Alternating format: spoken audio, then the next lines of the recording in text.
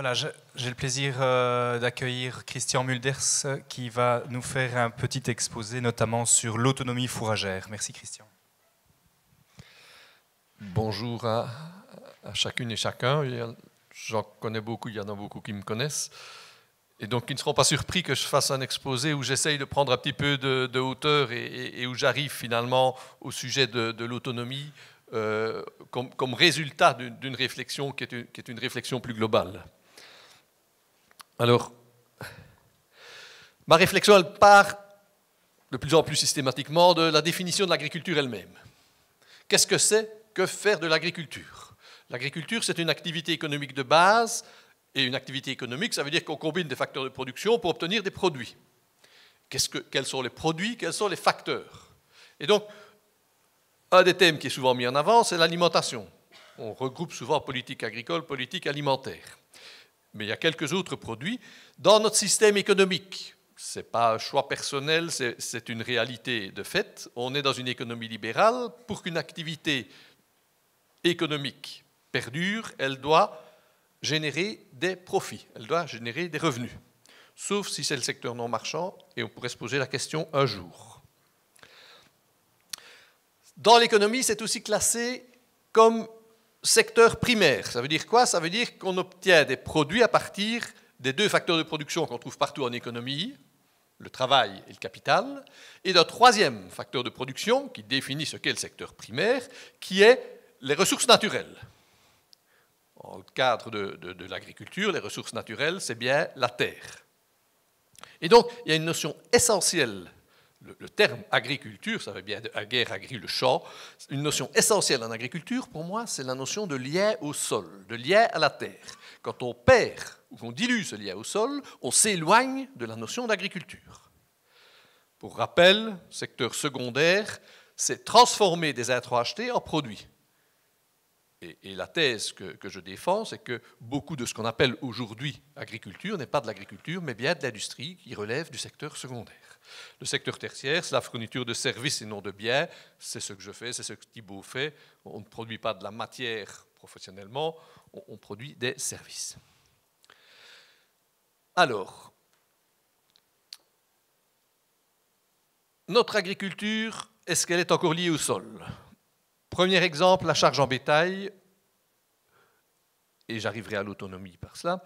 La région wallonne fait partie des régions d'Europe où les charges en bétail sont les plus élevées. On est au-delà de 2 UGB l'hectare, un peu plus de 2,6. Autre graphique d'Eurostat, les apports d'engrais par les fumiers. Vous voyez la carte d'Europe. On n'est pas les pires, hein. Les Flamands et les Hollandais sont pires que nous. Mais à part ça, on est plus haut que les Bretons ou les Danois. Si vous demandez au niveau européen, généralement, on considère que la Bretagne ou le Danemark sont des régions où on produit beaucoup d'élevage et beaucoup de...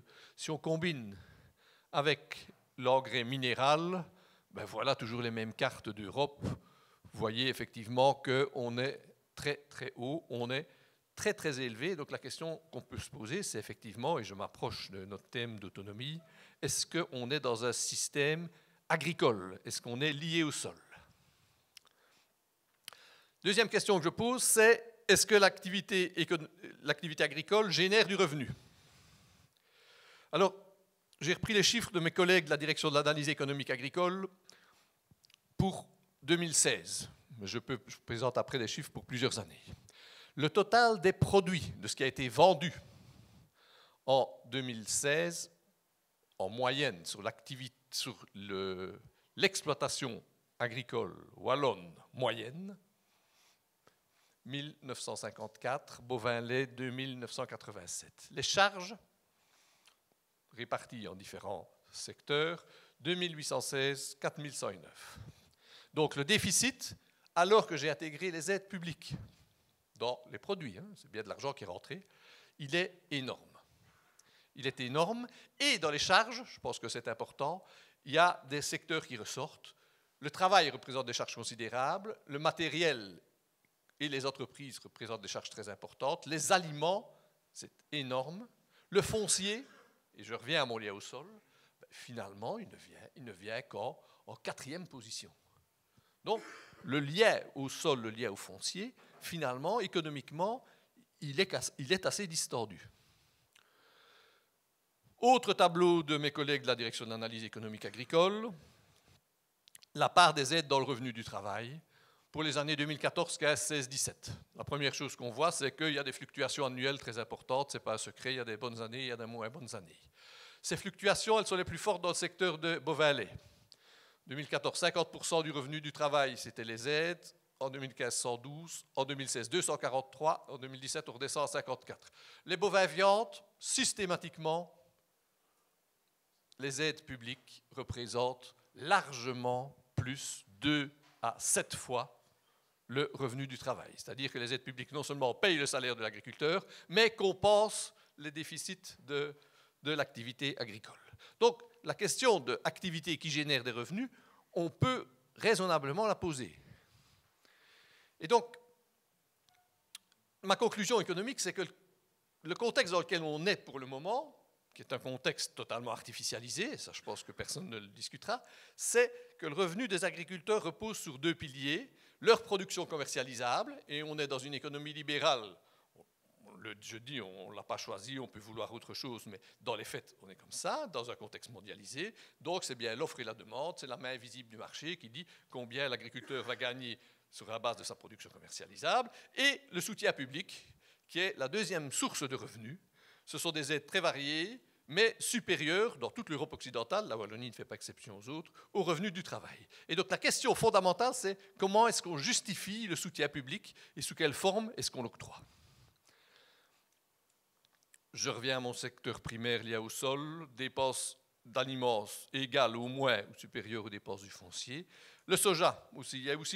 J'avais fait un travail il y a 1 an et demi, et puis le WWF vient de ressortir une étude là-dessus.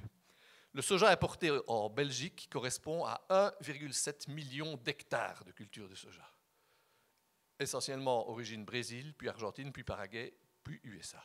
Avec 2/3 de ces 1,7 million d'hectares qui sont des hectares considérés à risque de déforestation.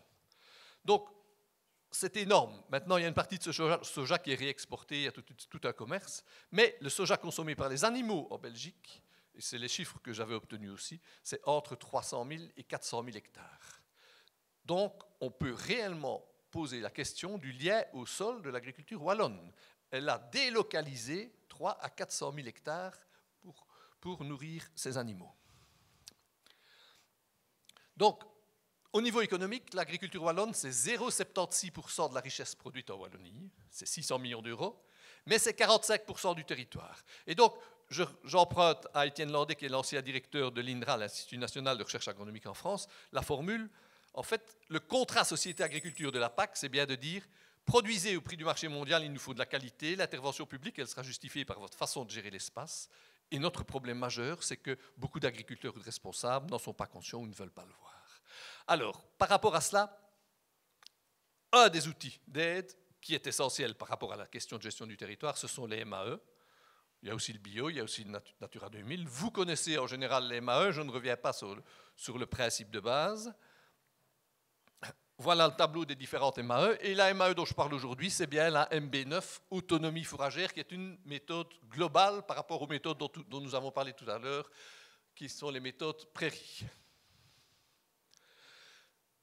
Ces MAE sont multifonctionnels et voici la méthode autonomie fourragère qui est une méthode qui a un impact sur les différents compartiments de l'environnement. Au départ, c'est une méthode pour protéger l'eau, c'est la méthode principale pour protéger le climat. Le cahier des charges, moins d'1,4 UGB l'hectare, moins d'1,8 dans certains cas, prime 120 € par hectare de prairies permanentes ou 60 € pour les gens qui sont à 1,8. On est à 48 000 hectares, donc 15% des prairies wallonnes sont concernées. C'est pas mal pour une mesure à laquelle on ne pensait pas au départ. Ce sur quoi je vais insister, c'est que l'impact OR est énorme, l'impact climat est très très important, et c'était une justification, et que l'impact biodiversité est finalement le coproduit heureux de cette mesure. A priori, ce n'est pas une mesure qui est faite pour la biodiversité, mais il y a un impact biodiversité qui est très très important. Thibault avait contribué à une étude il y a une dizaine d'années qui avait été faite ici en Famenne. En fait, qu'est-ce qui se passe?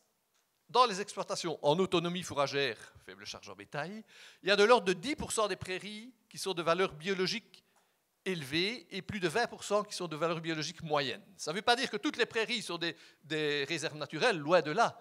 Ça veut dire que les prairies près de la ferme, on peut les faucher 5 fois par an et elles peuvent être intensives et elles sont de valeur biologique faible, et il n'y a pas de problème à ça. Mais le pourcentage de prairies de valeur biologique élevée ou moyenne est largement supérieur aux exploitations qui sont avec des charges en bétail plus élevées et, a fortiori, par rapport aux exploitations qui sont au-delà des 2 UGB, qui sont la balise un petit peu d'une charge normale au niveau européen ou au niveau des cahiers des charges bio.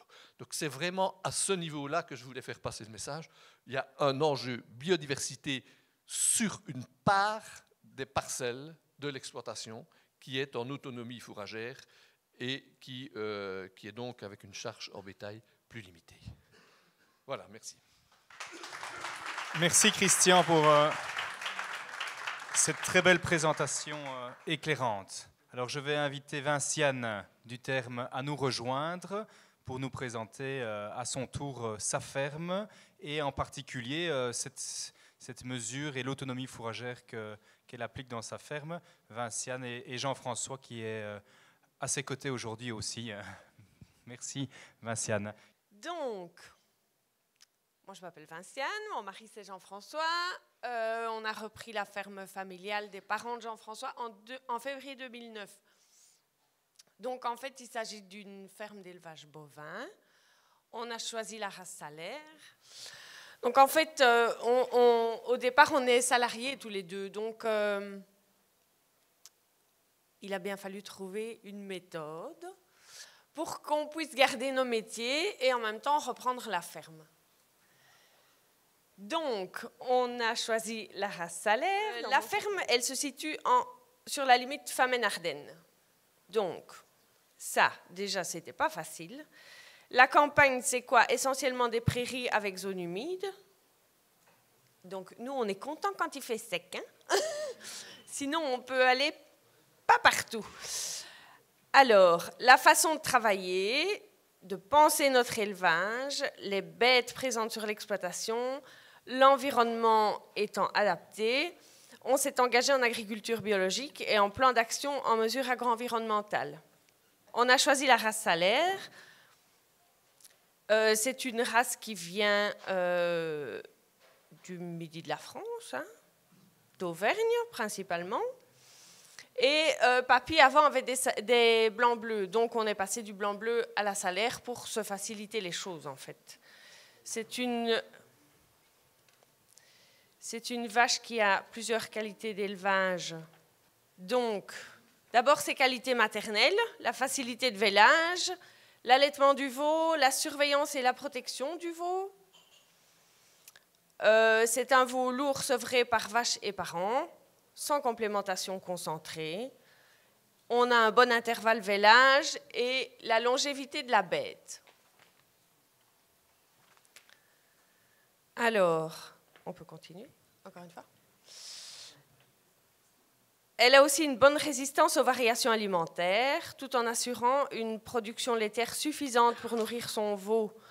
C'est une vache accordéon qui peut se contenter de peu pendant une période, puis reprendre du poids dès la remise à l'herbe ou à une alimentation plus riche. Pour sa résistance au climat aussi, on l'a choisie. C'est une vache qui ne craint pas le gel, ni la neige, ni la chaleur. En fait, c'est une montagnarde. Donc, elle peut passer du moins 15 au plus 30. Ça ne change pas grand-chose pour elle. Et on l'a choisie aussi pour son aptitude à la marche. Donc, elle aime bien les grands espaces. Les terrains vallonnés, les cailloux ne lui font pas peur non plus. Donc, c'était très, très bien adapté pour nous. Donc, on peut continuer. Alors, en fait, tout ça, donc les bêtes, les prairies, tout ça, bon, l'engagement bio, c'était naturel pour nous. Donc, on a poursuivi. On s'est engagé en MAEC, donc 100% de la superficie, soit 73 hectares et quelques, est en bio, en prairie permanente, en faible charge en bétail et en plan d'action pour les mares, les haies, les arbres, les vergers. Donc, on protège les vieux vergers chez nous. Donc, En fait, en prairie naturelle, ça représente 15% à peu près de la superficie globale. Les hautes valeurs biologiques représentent 24, presque 25%.